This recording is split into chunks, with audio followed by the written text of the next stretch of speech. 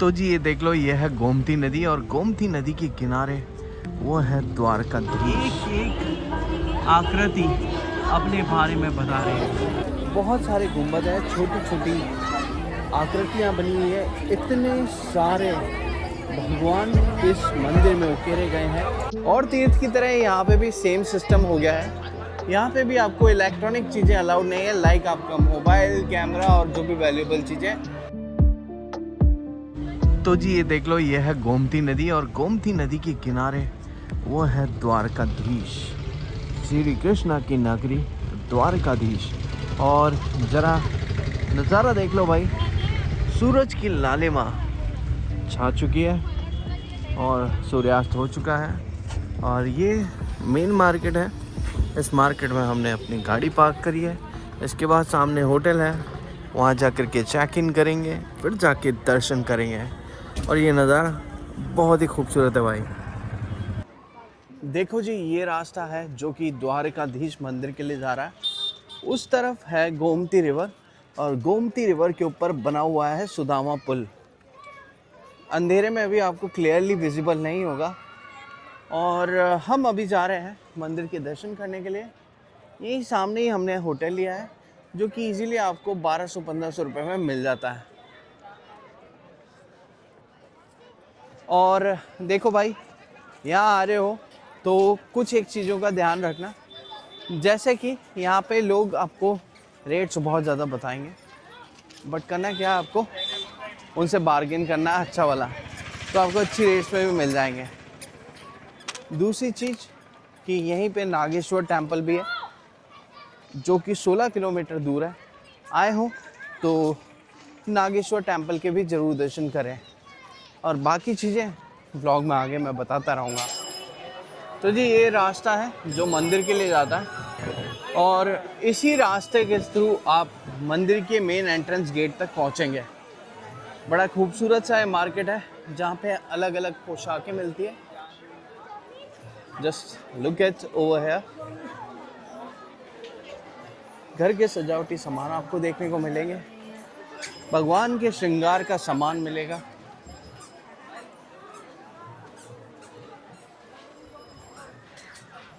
और ये तो हर जगह की आजकल पहचान हो गई है, मोजड़ियाँ। इस तरह के बैग्स आपको देखने को मिलेंगे और भी बहुत सारी चीज़ें हैं जो आपको इस मार्केट में मिलती है। और तीर्थ की तरह यहाँ पे भी सेम सिस्टम हो गया है। यहाँ पे भी आपको इलेक्ट्रॉनिक चीज़ें अलाउड नहीं है, लाइक आपका मोबाइल, कैमरा और जो भी वैल्यूएबल चीज़ें, वो सारी आपको यहाँ जमा करा देनी होती है। पीछे ध्वजा फहरा रहा है द्वारकाधीश का। और ये बहुत बिजी मार्केट है, इतना ज़्यादा क्राउड है यहाँ पर कि शायद मेरा नॉइज़ कैंसिलेशन भी काम नहीं कर रहा होगा। तो चलो मंदिर के दर्शन करके आते हैं और आपको बताते हैं। उससे पहले चलो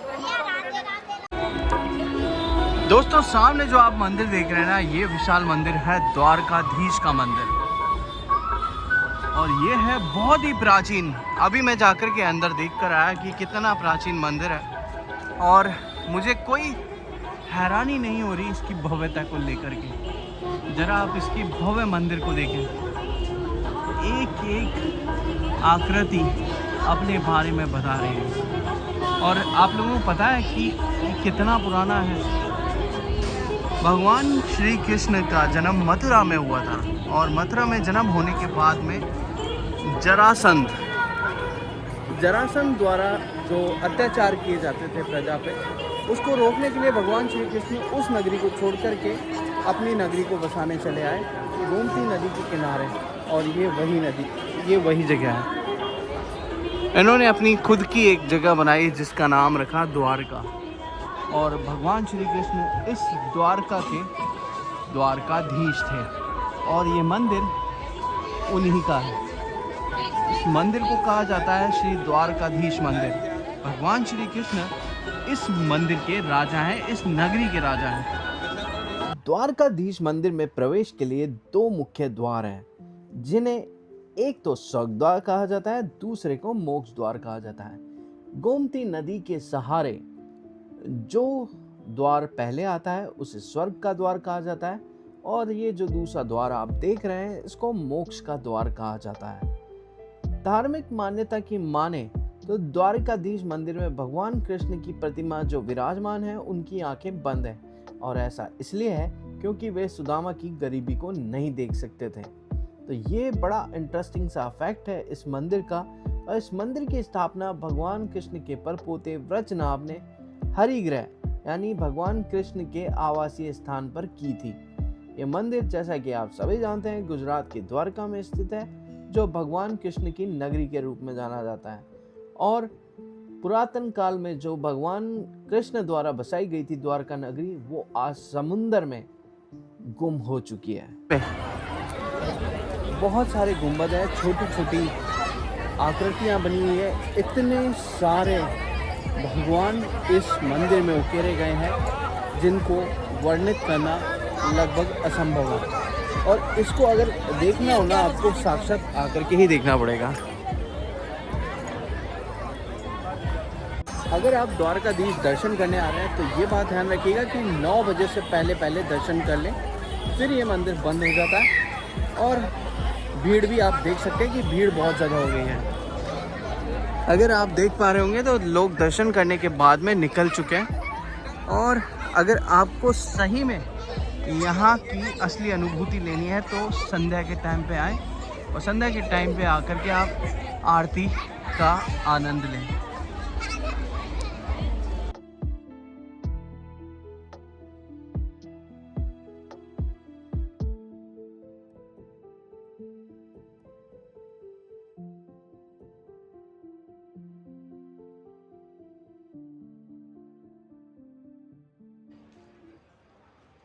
तो जी सामने आज का हमारा स्टे है गोमती व्यू। यहाँ पे हम लोग रुके हैं और यहाँ खड़ी है हमारी रन आउट टाइगर। अभी ये दिन में तो देखो टिका के गर्मी थी, और अभी रात को ओस पड़नी चालू हो गई है। जस्ट इस पार्किंग के पीछे ही गोमती रिवर है, और ये रास्ता जाता है द्वारिकाधीश मंदिर के लिए जिसका ध्वज फहरा रहा है, और उसी के पास में सुदामा ब्रिज। तो आज के व्लॉग को हम लोग लेकर चलते हैं समाप्ति की ओर। सुबह मॉर्निंग में मिलेंगे और कल हम लोग प्रस्थान करेंगे हमारे घर के लिए। जब हम घर पहुंचेंगे ना, तो एक नया सरप्राइज आप लोगों के लिए वेट कर रहा होगा, और वो है द विंटर स्पीति राइड। जी हाँ, मैंने अब तक नहीं बताया, बट मैं अब बम फोड़ रहा हूँ। 13 फरवरी को हम लोग करने जा रहे हैं the winter Spiti on our bikes. और आप लोग कहेंगे कि भाई मज़ा आ गया, क्योंकि विंटर में ना स्पीति करना किसी डेयर से कम नहीं है, और ये डेयर हम लोग करने जा रहे हैं। और मैं अकेला नहीं, आपके पसंदीदा कैरेक्टर्स आपको इस राइड में मिलने वाले हैं। वो कैरेक्टर्स कौन होंगे? वो होंगे शेखर भैया, जो कि अपनी हार्ली डेविडसन लेकर चल रहे हैं, और बाकी भाई देखो कौन सी बाइक पे होते हैं। तो चलो अभी हाल फिलहाल के लिए इतना ही। सुबह मिलेंगे नई मस्ती के साथ, नए जोश के साथ। तब तक के लिए bye bye, take care, love you और and do subscribe our YouTube channel.